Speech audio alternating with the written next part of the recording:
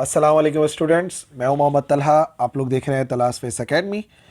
आज हम लोग क्लास 10th फिज़िक्स का एक्सपेरिमेंट नंबर 5 परफॉर्म करेंगे, जिसका ऑब्जेक्ट है to study the laws of reflection of light. Laws of reflection जो है लाइट के हम लोग स्टडी करने वाले हैं। आज के इस वीडियो के अंदर प्रैक्टिकल भी परफॉर्म करेंगे और बेसिकली मेरी किताब के मुताबिक ये एक्सपेरिमेंट नंबर 5 है, बट ज़रूरी नहीं है। आपकी किताब के अंदर इसका एक्सपेरिमेंट नंबर चेंज हो सकता है और थोड़ा सा ऑब्जेक्ट भी चेंज हो सकता है, लेकिन मेन बात यह है कि laws of reflection of light को आज हम लोग वेरीफाई करेंगे। इस प्रैक्टिकल को परफॉर्म करने के लिए हमारे पास जो ऑपरेटर्स है, सबसे पहले एक ड्राइंग बोर्ड होगा जो आप गिवन होगा, एक प्लेन मिरर दिया जाएगा और प्लेन मिरर का स्टैंड होगा जो कि वुड या प्लास्टिक का हो सकता है, और ड्राइंग पेपर, ड्राइंग शीट होगी और थंब पेन होंगी और कॉमन पेन्स होंगी। थंब पेन के ज़रिए शीट लगानी है, कॉमन पेन से एक्सपेरिमेंट परफॉर्म करना है। तो इस प्रैक्टिकल का जो हमारे पास थ्योरी है वो सबसे पहले आपको याद रखना है। रिफ्लेक्शन किसे कहते हैं? याद रखिए, reflection is the turning back of light from the boundary of the medium. किसी मीडियम की सतह से रोशनी की शुआओं का टकरा कर वापस आना। जब रोशनी किसी सरफेस से टकरा कर वापस आती है तो उसे कहते हैं रिफ्लेक्शन, जिसकी वजह से हम चीज़ों को देख पाते हैं। मिरर से लाइट का रिफ्लेक्ट होना या किसी दीवार से लाइट का रिफ्लेक्ट होना, ये सब जाहिर करता है रिफ्लेक्शन ऑफ लाइट को। और जो रिफ्लेक्शन ऑफ लाइट है वो दो लॉज को ओबे करती है, जो कि इब्नुल हैथम ने दिए थे, लॉज ऑफ रिफ्लेक्शन। जिसमें से पहला लॉ ये कहता है the incident ray, the reflected ray and the normal to the surface at the point of incidence all lie in the same plane.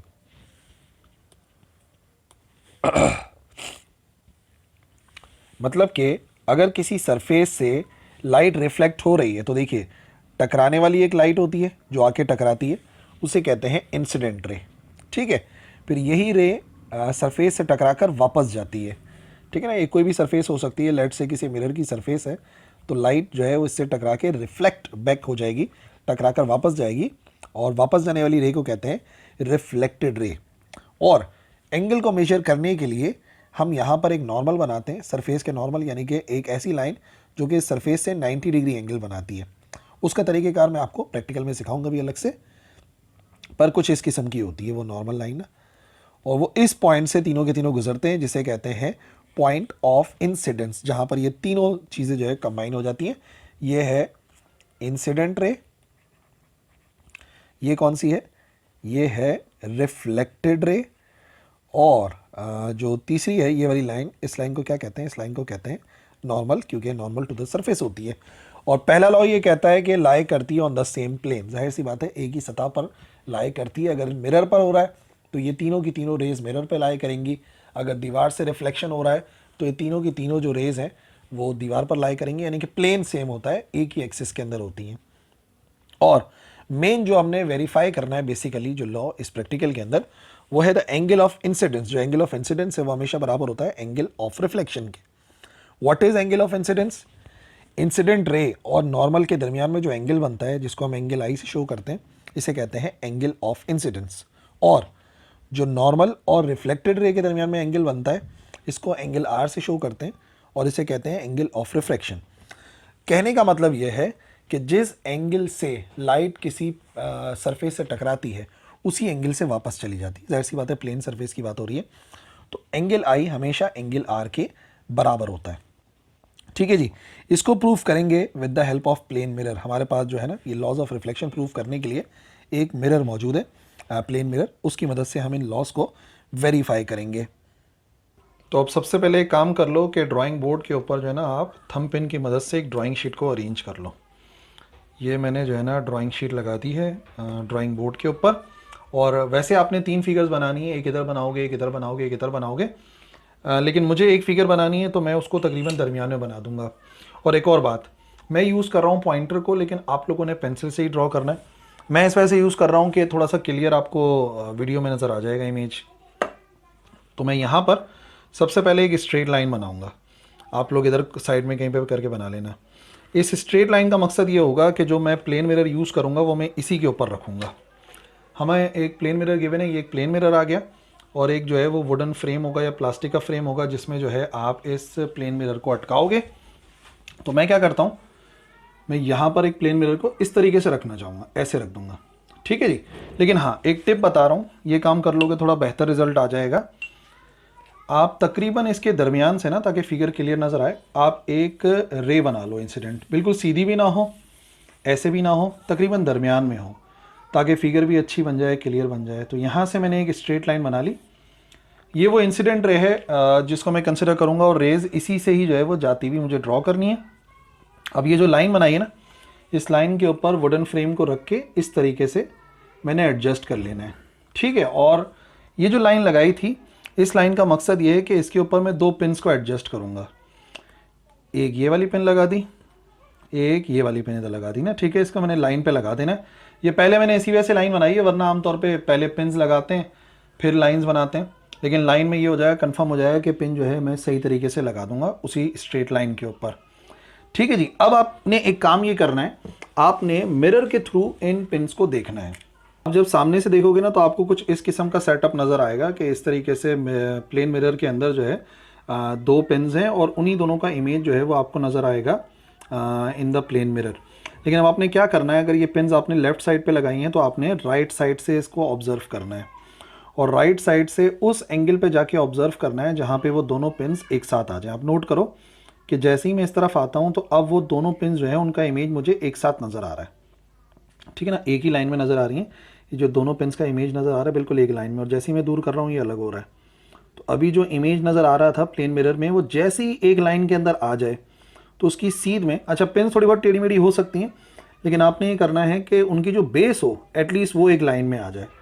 अब मैं क्या करूँगा, मैं यहाँ पर एक इन्हीं पिन्स की सीध में, जो दोनों इमेज नज़र आ रहे हैं ना बिल्कुल एक साथ नज़र आ रहे हैं, इसी की सीध में मैं एक और पिन लगाऊंगा कि बेस जो है बिल्कुल एक साथ नज़र आ रहे हैं दोनों के, इस तरीके से, ठीक है। अब आप देख सकते हो कि जो पिन नज़र आ रही है और वो जो दोनों इमेज हैं वो सब एक लाइन में। जैसे ही मैं अलग होता हूँ तो पिन अलग हो जाती है, इमेज अलग हो जाता है, और बिल्कुल एंगल पर आके देखने पे पिन बिल्कुल मुझे ऐसी नज़र आ रही है कि इमेज उसके पीछे है। फिर उसके बाद एक और काम ये करना है कि आपने एक और पिन को लगाना है इस तरीके से कि जो पिन लगे, ये चौथी वाली ना, ये पिन मैंने लगाई इधर, इस पिन के पीछे पिछली वाली पिन भी छुप गई और वो दोनों इमेज भी छुप गए, वरना सब अलग अलग नज़र आ रहे हैं, लेकिन इस एंगल से देखने पे मुझे वो एक ही लाइन में नज़र आ रहे हैं। तो इसका मतलब मैंने सही तरीके से इन पिन्स को लगा दिया है। अब ये काम करो कि मिरर को हटा दो, मिरर का काम ख़त्म हो गया है। इन पिन्स को भी हटाइए और इनकी जगह को मार्क कर लीजिए कि यहाँ पे हमने पिन को एडजस्ट करा था, और इसी तरीके से इन दोनों पिन्स के भी मार्क्स को एडजस्ट कर लो कि इधर हमने पिन को लगाया था। सर्कल कर लेते हैं, ये बेहतर तरीक़ेकार है। फिर उसके बाद ये काम करना है कि ये दोनों पॉइंट्स मिलाते हुए आपने मिरर तक लेकर जाना है। इन दोनों पॉइंट्स को मिलाते हुए आप मिरर में ले गए, तो हो सकता है वो बिल्कुल एग्जैक्ट पॉइंट पे ना मिले। उसकी वजह पता है क्या होती है? उसकी वजह होती है इस मिरर की थिकनेस, तो थोड़ा सा डिफरेंस आ जाता है, बट आपने इन दोनों पॉइंट्स को मिलाना है। इसका मतलब हुआ ये कि यहाँ से रे ऑफ लाइट गई और यहाँ से वो रे ऑफ लाइट बाहर आ गई, ठीक है ना, इस तरीके से काम हो जाएगा। अब हम एक काम करेंगे, अब हम बनाएंगे नॉर्मल। तो नॉर्मल आप डी से भी बना सकते हो, प्रकार से भी बना सकते हो, दोनों तरीक़ों से बन सकती है। मैं आपको बताता हूँ डी से कैसे बनेगी।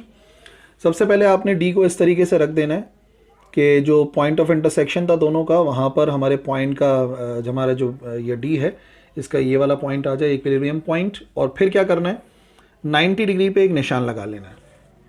इसी तरीके से ये काम आप ऊपर रख के भी कर सकते हो ना, यहाँ पर आप रख सकते हो और 90 डिग्री का निशान लगा सकते हो, लेकिन आपने इतना भी कर दिया तो बहुत है, 90 डिग्री बन जाएगा। नॉर्मल बेसिकली कहते हैं इस वजह से क्योंकि वो 90 डिग्री एंगल बनाती है।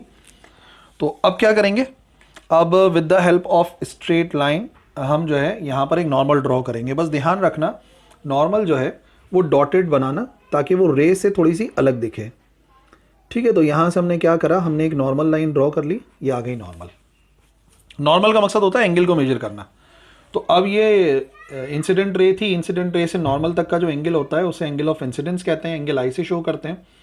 और नॉर्मल से लेके रिफ्लेक्टेड रे तक का जो एंगल होता है उसे एंगल आर कहते हैं, या एंगल ऑफ रिफ्लेक्शन कहते हैं। आपने बेसिकली ऐसी 3 फिगर्स बनानी है, ठीक है ना। एक का ही तरीक़ेकार है, वही दोबारा से फॉलो होगा। और अब एंगल मेजर करने हैं। एंगल मेजर करने के लिए डी को इस तरीके से रखना है, ठीक है, इस तरीके से रख देंगे। ये बेस इधर आ जाएगा और ये बिल्कुल ऐसे करके ये वाली लाइन सीधी आ गई और ये बिल्कुल इस पॉइंट ऑफ इंटरसेक्शन पर आ गया, और ये 90 पर आ रहा होगा, तो इसका मतलब हमने सही रखा है। ठीक है जी, एंगल देखते हैं तो 10, 20, 30, 35 और 35 के आगे एक लाइन नज़र आ रही है 36 और एक लाइन और है 37। इसका मतलब हमारा जो एंगल बन रहा है वो बन रहा है 37 डिग्रीज। ठीक है जी, अब देखेंगे एंगल ऑफ रिफ्लेक्शन को। ये तो एंगल ऑफ इंसिडेंस था, डी को ऐसे करके घुमा के रखा इसी तरीके से यहाँ पर, और ये आ गई बेस, और जो हमारा 90 डिग्री वाली लाइन है वो बिल्कुल जो है वो मिरर के ऊपर की तरफ आ जाएगी। ठीक है, अब देखना शुरू करते हैं कि यहाँ से किस तरीके से एंगल बन रहा है। तो ये आ गया हमारे पास 30, और ये आ गई 35 वाली लाइन, और 35 वाली लाइन से दो आगे आ रहा है। तो 35 से जो दो आगे लाइंस आती हैं वो कितनी हो जाती हैं, वो है 37। देख सकते हो ना, ये 40 है, ये 49, तो ये आ गया 37। दोनों आ गए 37 डिग्रीज पर। तो हमारा लॉ ऑफ इंसिडेंस हमें यही बताता है कि जो एंगल आई होता है कितने डिग्री आ गया 37, और जो एंगल आर आया एंगल ऑफ रिफ्लेक्शन वो भी आ गया 37। तो लॉ ऑफ रिफ्लेक्शन बताता है कि जो एंगल ऑफ इंसिडेंस है वो बराबर होता है एंगल ऑफ रिफ्लेक्शन के। ये बराबर आ रहे हैं। आप तीन फिगर्स बनाओगे, अगर किसी एक फिगर में एक आध डिग्री का फर्क आ गया तो वो चल सकता है, लेकिन इससे डिफरेंस आना नहीं चाहिए। आप तो पेंसिल से बनाओगे तो ड्रॉ करके सही कर सकते हो। तो ऑब्जर्वेशन टेबल के अंदर सबसे पहले जो हमारा एंगल आई आया उसको मैं लिख दूंगा, हमारा एंगल आई आया 37 डिग्रीज, और जो एंगल आर आया वो भी बराबर आ गया 37 डिग्रीज के। ठीक है ना। तो आप तो तीन फिगर्स जो है वो बनाओगे, तो तीन फिगर्स बनाने का मतलब हो गया कि कुछ भी आपके दो और एंगल आएंगे। तो लेट्स से दूसरा जो एंगल है वो आ गया 40 डिग्रीज, तो एंगल ऑफ रिफ्लेक्शन भी 40 आना चाहिए। और लेट्स से कोई आ गया यहाँ पे 35 डिग्रीज, तो इधर भी हो जाएगा 35 डिग्रीज, यानी कि जो आपके तीनों आंसर्स आएंगे वो बराबर आएंगे। और मैंने एक बताया था ना, अगर इसमें से एक आधा आंसर थोड़ा बहुत वो हो गया, चेंज हो गया तो चलेगा, एक आध डिग्री, इससे ज़्यादा नहीं होना चाहिए। बाकी पेंसिल से तो आप बना ही रहे होगे, मिटा के दोबारा से प्लॉट कर सकते हो। ठीक है, तो इस तरीके से जब एंगल ऑफ इंसिडेंस बराबर आता है एंगल ऑफ रिफ्लेक्शन के, तो साबित हो जाते हैं हमारे laws of reflection.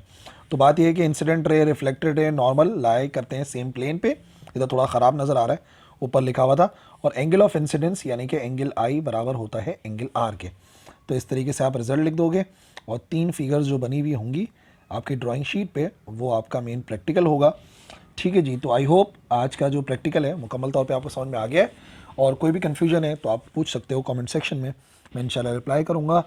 That's all for this video. अल्लाह हाफिज़।